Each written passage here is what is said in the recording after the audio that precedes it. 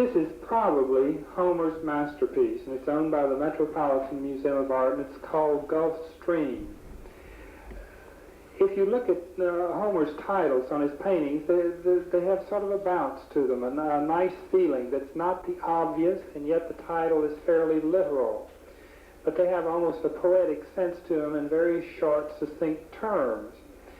In this one, not a large canvas, about 19 by 34 inches, shows the most dramatic turn of events of where the figure has been cast adrift with the mast broken, the shark sort of swimming around, getting in closer for the kill, and then as if nothing else could go wrong, the figure looks back over his shoulder to see the water spout swirling in over the horizon. It's a great piece of dramatic painting. You're not told what happens. It leaves you in suspense and really makes for a great dramatic piece. Homer has said, when people have asked, sort of irritated, that no, the man was not killed, that he was saved by another ship that is not yet in the composition.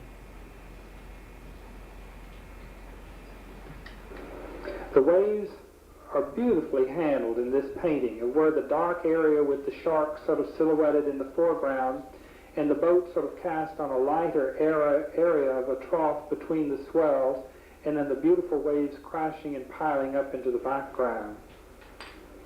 Slide, please.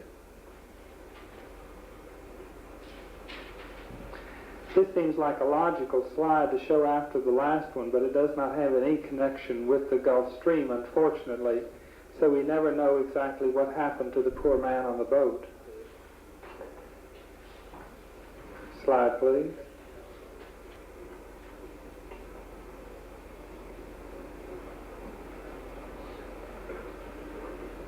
Slide, please. When he returned to Maine, he would also often return to the oil painting, of where he could model and blend more, get a greater structure in the feeling of the waves and the rocks. It is known that he might sit for some time waiting for just the exact wave to break so that he could put it down in his sketches.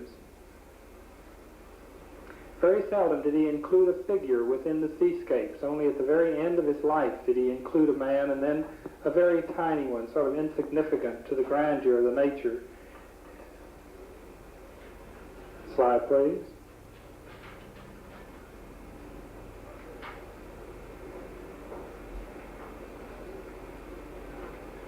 Very abstract quality in the bands of color. Slide, please.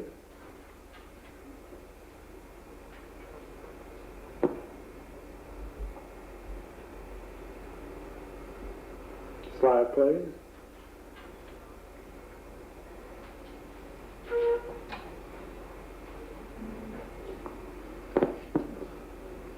It is interesting to compare Homer's seascapes with Ryder's. Whereas Ryder's were most poetic, Homer's are the prose of painting. Slide, please. One of the last paintings that he did, actually, this was following a stroke, but 3 years before he died, returns more or less to the theme of the fox and the crows. But this time he has taken sort of a different vantage point. Instead of behind the target, he has gone on the other side, where the man, as you just barely see him, to the very left of the leg of the left duck in the painting, has fired the blast. And as a neighbor came in and saw this painting just as it was completed, commented right and left as for both barrels having been shot, and the two ducks then being hit falling into the water. Homer took this title, and this is what it's called, Right and Left. But the odd vantage point of where the waves sort of crash up in the front, and then over a swell you see the men in the boat in the far, far distance, and instead of being behind the hunter, he gets behind the hunted in this, so that he can portray the ducks in this attitude. But they become so enlarged, so close to you, that they become almost abstract patterns. especially the background. Slide, please.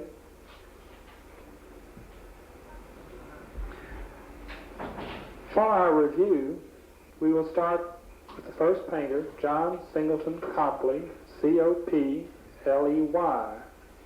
Copley was a self-trained portrait painter of the early revolutionary colonial period. Great attention to the feeling of cloth and of fabric, sort of an elegant yet informal pose that he placed his sitters in. And of the American paintings that he did before he moved to England, a low raking light that cast a dark shadow on the side of the face. Great attention to the eye structure. Slide, please. Gilbert Stuart, S-T-U-A-R-T, developed more character in his sitters. Rather than an overall composition, he placed the emphasis up from opaque skin tone glazes of soft, transparent shades that gave a translucency to the skin and a softness to the edge. The background was usually fairly simple, just tones that created an atmosphere behind the head. Slide, please. A mid-19th century painter, George Caleb Bingham, B-I-N-G-H-A-M, painted the river boatmen in their daily activities using the one-point perspective system of early Renaissance painting and creating an atmosphere of deep, deep background, sort of an infinity thing with soft, open spaces behind the figures, usually in a pyramidal grouping. He also did political activities of the mid-19th century America. Slide, please. Thomas Eakins was post-Civil War period, or late 19th century American realist.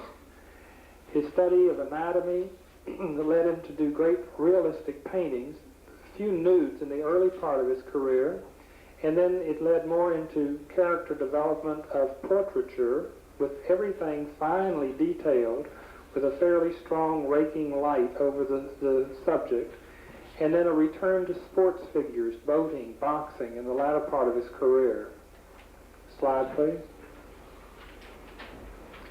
James McNeill Whistler, W-H-I-S-T-L-E-R, was also another portrait painter, but he was more interested in the arrangement of the figure within the composition than really the character of the sitter. He carefully arranged his people in the horizontal and vertical geometric patterns in a very close color scheme, nuances of tones, and slight thin washes on top of the canvas. He also painted very hazy, foggy, wispy landscapes. They were in a soft blue, silvery shade that had no distinct detail, but were just sort of hazes of light and shadow. Slide, please. As I mentioned in the lecture today, Ryder, R-Y-D-E-R, was the poet of the American artist, whereas the artist we study today, Homer, was the prose writer or prose artist. Ryder often did the sort of mystical boat scenes of the boat heading toward the hypnotic moonlight or sunlight, not knowing which is day or night. His technique was very bad. He piled on paint on top of each other, locking in wet paint underneath the drying layers, so that technically his paintings are in bad condition today, crazing, cracking, and fading away. But basically in his composition, they're simplified shapes. He also did paintings from the Bible, biblical themes, and also from the great works of Shakespeare and Chaucer. Slide, please. And Winslow Homer, the prose painter of the American realist period. Homer was a realistic painter, using some of the Impressionist technique, but certainly not the concept of Impressionism. He painted in Maine and in the Bahamas. He loved the sea, he loved the outdoors, and expressed it with great beauty. Slide, please. And the primitive artist, the untrained, unsophisticated artists of the early colonial period, but many of them actually went through the middle of the 19th century, but really concentrating on the early periods, lacked the training that the European artists had, although they tried to imitate the grandeur and the elegancy of European portraiture and painting. Their landscapes were charming, literal representations of what they saw about them, although perspective was wrong. The figures are very stiff, lacking the knowledge of anatomy, but having great detail and great charm. Slide, please. Clear the machine.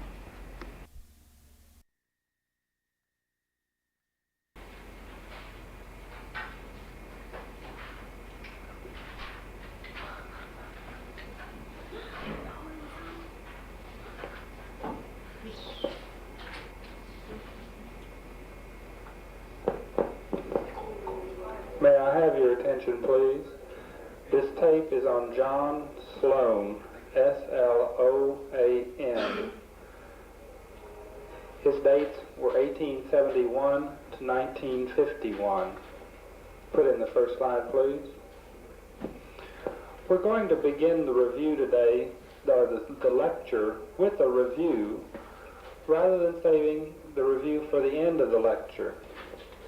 Since we were approximately at midpoint of this series of American painters, I think it would be a good idea to sort of review the styles of the artists that we have seen, sort of noting why they were important, or possibly why they were selected to show the advancement of American art from colonial or revolutionary times up until the present day.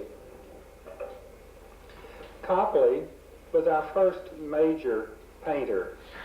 There were others before him, but they were considered colonial painters, largely self-taught, itinerant painters, the limners that would travel around from city to city, painting the portraits that the people wanted to decorate their home and show their wealth.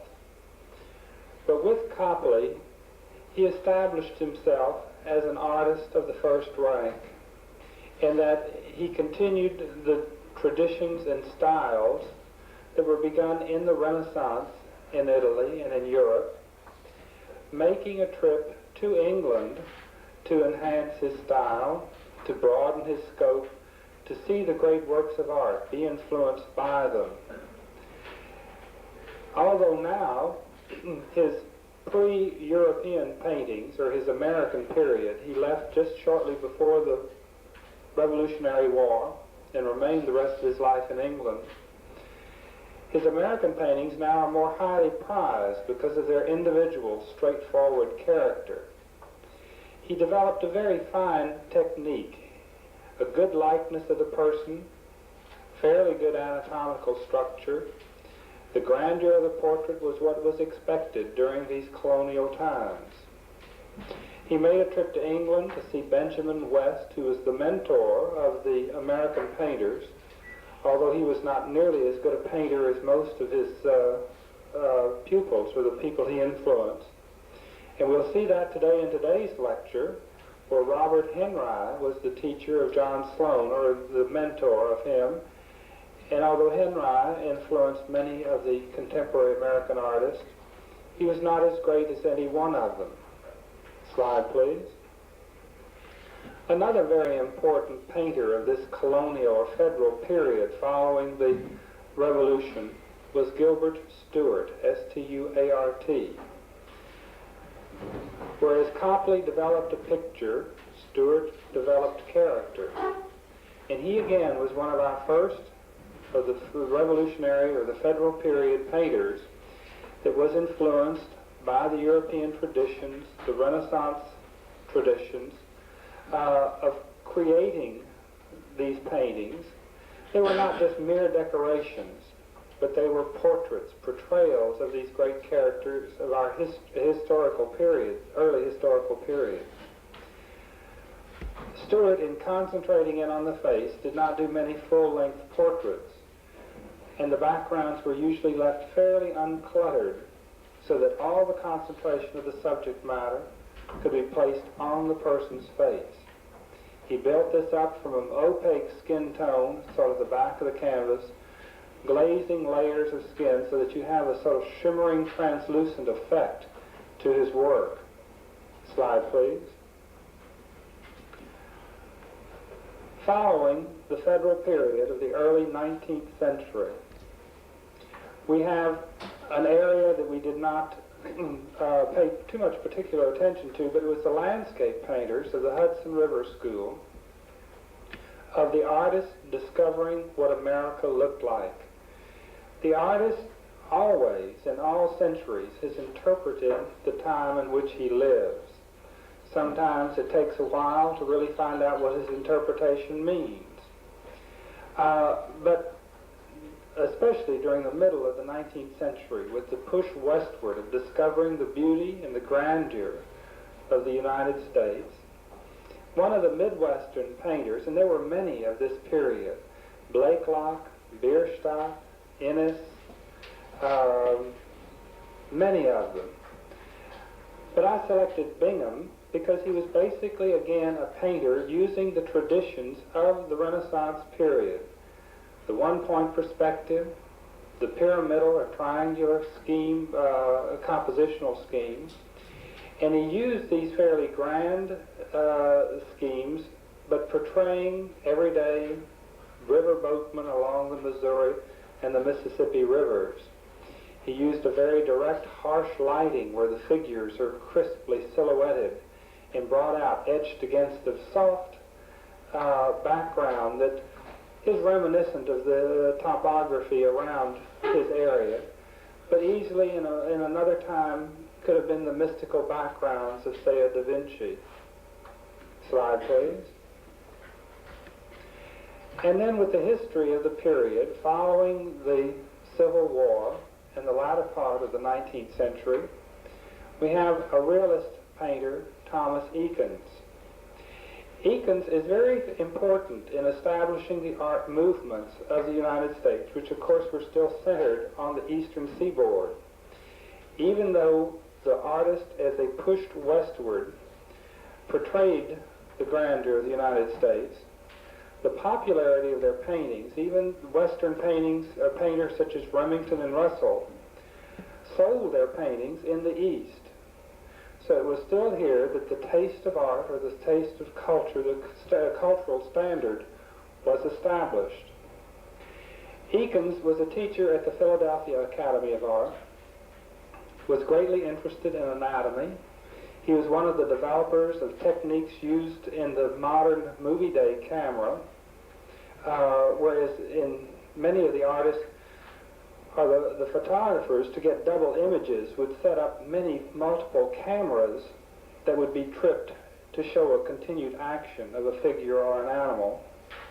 Eakins devised little twirling discs that would expose on the same piece of film different exposures of the figure within a continuous action.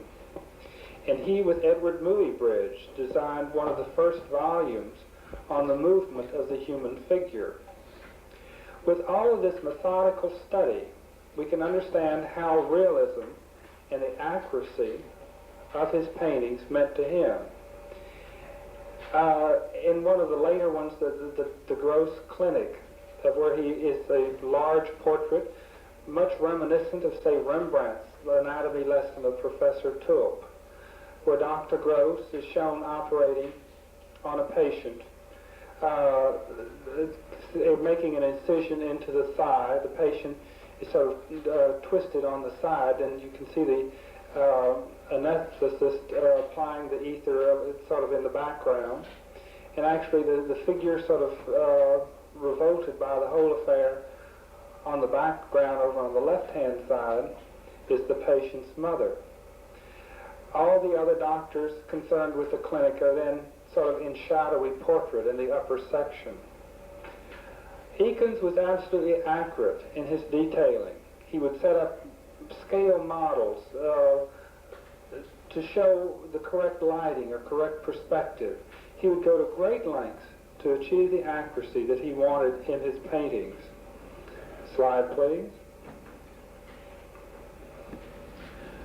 With the call of Europe still very strong, as you can imagine, when most of the early American artists were not even considered complete in their education unless they had made a trip abroad, that the call of the culture and the sophistication of Europe would continue to call many of our artists. One of them was James McNeill Whistler. Two others, Mary Cassatt, one of the better-known American painters, and John Singer Sargent, were also sort of Americans abroad that spent most of their life in Europe, working by European standards, and this was in the latter part of the 19th century where they were influenced by Impressionism. And there's a great tie-in with the compositions of Whistler and the techniques of Whistler to the draftsman of the Impressionist group, Edgar Degas. So we still have strongly the call of Europe, the height of their production that call these artists, and we say sometimes these three are grouped as the sophisticates abroad. With Whistler's a great influence by the classical proportions and Oriental art, the asymmetry of the Oriental design. He strips his canvases sort of clean of any clutter. They're cool, solid, well-designed, closely colored harmonies, portraits or landscapes. Slide, please.